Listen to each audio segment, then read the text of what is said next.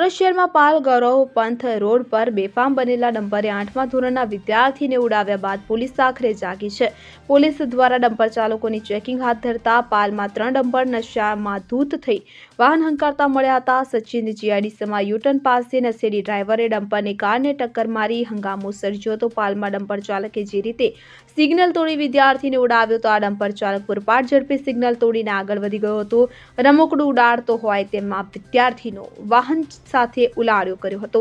આ ઘટનામાં વિદ્યાર્થીને ગંભીર હાલતમાં સારવાર લઈ જવામાં આવ્યો હતો કે ત્યારબાદ પોલીસ સ્ટેશનની હદ વિસ્તારમાં ડમ્પર ચાલકે અકસ્માત કર્યો હતો।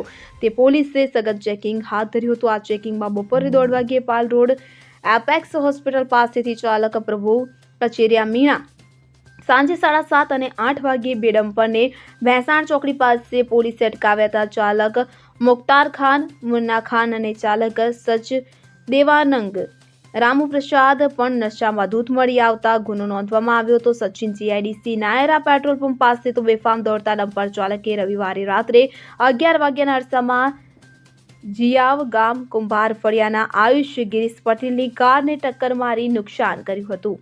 Bureau report CN24 news. હવે જુઓ દેશ દુનિયાની તમામ ખબરો તમારી આંગળીના ટેરવે। ઉઠાવો મોબાઈલ અને ગૂગલ પ્લે સ્ટોર પરથી ડાઉનલોડ કરો અમારી CN24 ન્યૂઝ મોબાઈલ એપ।